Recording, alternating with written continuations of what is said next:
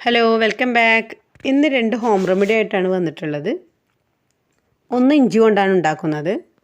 ഇഞ്ചി ചുട്ടെടുത്തിട്ടാണ് ഉണ്ടാക്കാൻ പോകുന്നത്. ഇഞ്ചിൻ്റെ ഗുണങ്ങൾ ആർക്കും പറയണമെന്നില്ല.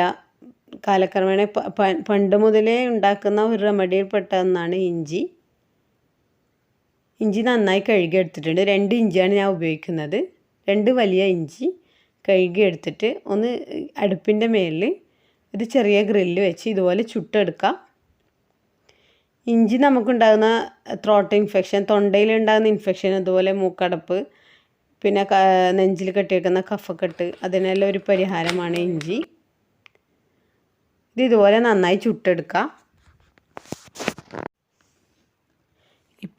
ഇപ്പോഴത്തെ മരുന്നും ആൻറ്റിബയോട്ടിക് എല്ലാം കുറച്ച് ദിവസം കഴിച്ചാലും ചുമയും ജലദോഷവും മാറാത്ത അവസ്ഥയാണ്.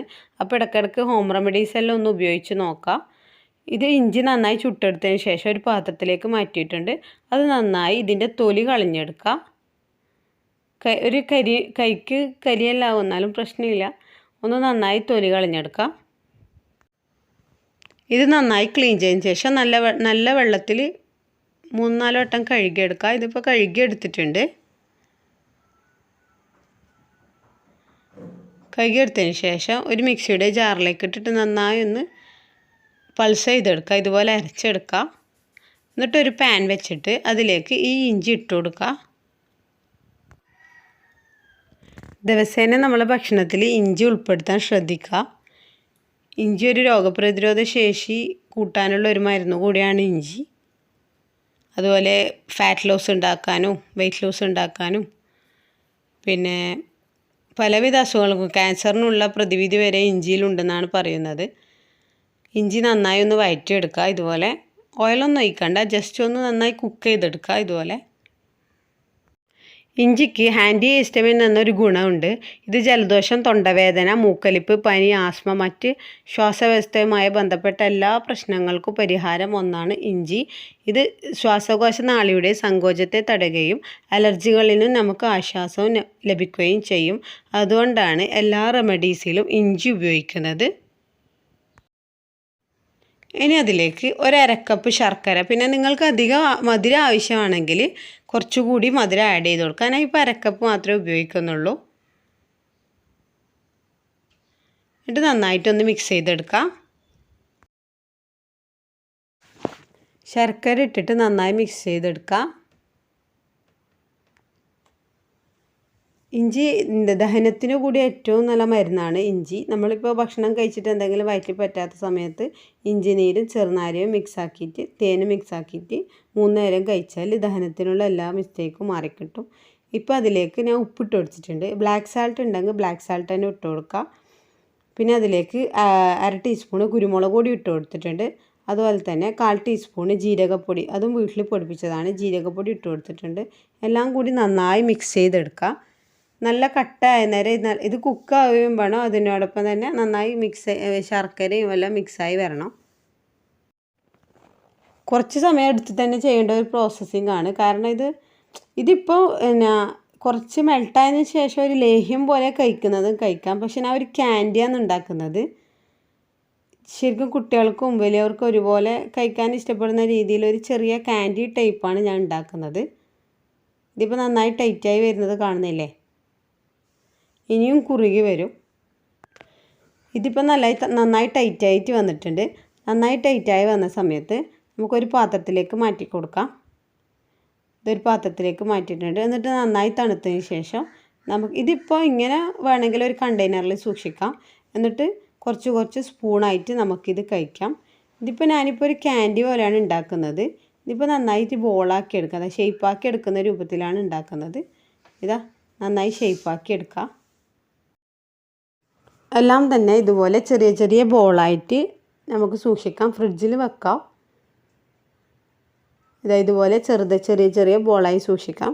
ഇത് 3 നേരം വെച്ചാണ് കഴിക്കേണ്ടത്. രാവിലെ, ഉച്ചക്ക്, വൈകുന്നേരം അങ്ങനെയാണ് കഴിക്കേണ്ടത്. ശരിക്കും ഇത് കഴിക്കുമ്പം തന്നെ തൊണ്ടക്ക് നല്ല ആശ്വാസമാണ്. നല്ല എരിവും ഇഞ്ചിൻ്റെ എരിവും നമ്മളെ കുരുമുളകിൻ്റെ എരിവും നല്ലൊരു റെമഡിയാണ്.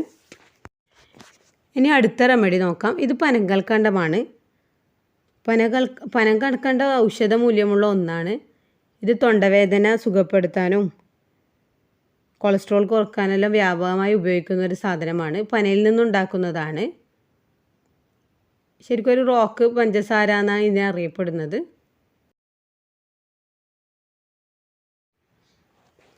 പനങ്കൽക്കണ്ട ഉപയോഗിക്കുന്നത് മൂലം നമ്മുടെ ശരീരത്തിലെ വിഷാംശങ്ങളെ പുറന്തള്ളപ്പെടും. ശ്വാസകോശം, അന്നനാള എല്ലാം ക്ലീൻ ചെയ്യപ്പെടുന്ന ഒരു സാധനമാണ് പനങ്കൽക്കണ്ടം. ഇത് നന്നായി പൊടിച്ചെടുത്തിട്ട് ഒരു കണ്ടെയ്നറിൽ സൂക്ഷിക്കാം. കണ്ടെയ്നറിൽ സൂക്ഷിച്ച് കഴിഞ്ഞാൽ നമ്മൾ ആവശ്യത്തിനനുസരിച്ചിട്ട് ഉപയോഗിക്കാം. അതുപോലെ തന്നെ ചെറിയ 6 മന്ത് കഴിഞ്ഞ കുട്ടികൾക്ക് കുറുക്കുണ്ടാക്കി കൊടുക്കൂലേ, ആ സമയത്ത് പഞ്ചസാര ഉപയോഗിക്കുന്നതിന് പകരം പനങ്കൽക്കണ്ടം ഉപയോഗിക്കാൻ ശ്രദ്ധിക്കുക. ഉപയോഗിക്കുമ്പോൾ തന്നെ ഇതിൽ ചെറിയ ചെറിയ പൊടികളുണ്ടാവും. വലിയവർക്കാകുമ്പോൾ കുഴപ്പമില്ല. ചെറിയ കുട്ടികൾക്ക് ഉപയോഗിക്കുമ്പോൾ ചൂടുവെള്ളത്തിലോ എന്തെങ്കിലും മിക്സ് ചെയ്ത് ഒന്ന് അരിച്ചതിന് ശേഷം ഉപയോഗിക്കാൻ ശ്രദ്ധിക്കണം. കാരണം ഇത് ഓർഗാനിക്കായിട്ട് ഉണ്ടാക്കുന്ന സാധനമാണ്.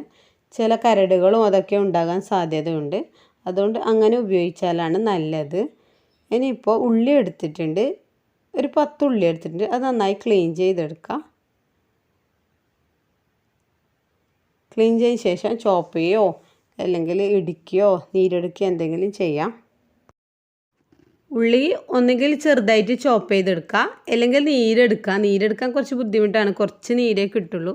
വലിയവർക്കാണെങ്കിൽ ഇതുപോലെ ഇടുക്കലിട്ടിട്ട് ഒന്ന് ചതച്ചെടുക്കുക.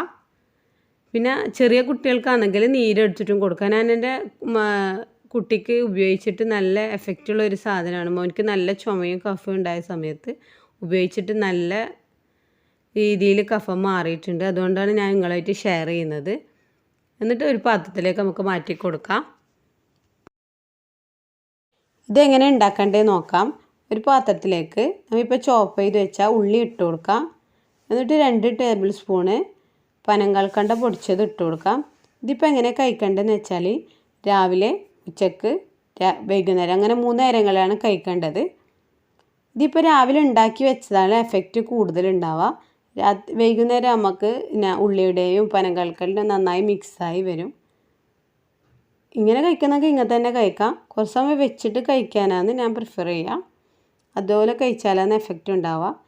ഇതാ നല്ല റെമഡി ഉണ്ടായിട്ടുണ്ട്. എൻ്റെ മോനിക്ക് കഴിച്ചിട്ട് നല്ല മാറ്റം ഉണ്ടായിട്ടുണ്ട്. മോൻ എപ്പം ആൻറ്റിബയോട്ടിക് കഴിച്ച് ഒരു വകയായത്. എപ്പം ചുമയാണ്, കഫവും നല്ല അലർജി ഉള്ള ഒരാളാണ്. നല്ല എഫക്റ്റ് ഉണ്ടായൊരു മരുന്നാണ്. ഇതുവരെ ഇങ്ങനെ ഉപയോഗിച്ചിട്ടില്ലെങ്കിൽ ഒന്ന് ഉപയോഗിച്ചിട്ട് നോക്കണം കേട്ടോ. ഇത് നമ്മളെ 2 മരുന്നും റെഡി ആയിട്ടുണ്ട്. എൻ്റെ വീഡിയോ ഇഷ്ടപ്പെട്ടെന്ന് വിചാരിക്കുന്നു. ഇതുവരെ ട്രൈ ചെയ്യാത്തവരുണ്ട്, ഇതുപോലെ ഒന്ന് ട്രൈ ചെയ്തിട്ട് ഫീഡ്ബാക്ക് അറിയിക്കാൻ മറക്കല്ലേ. പിന്നെ ചാനൽ ആദ്യമായിട്ട് കാണുന്നവരാണെങ്കിൽ പ്ലീസ് ഒന്ന് സബ്സ്ക്രൈബ് ചെയ്ത് സപ്പോർട്ട് ചെയ്യുക, ലൈക്ക് ചെയ്യുക, ഷെയർ ചെയ്യുക, കമൻറ്റ് ചെയ്യുക. Okay, by.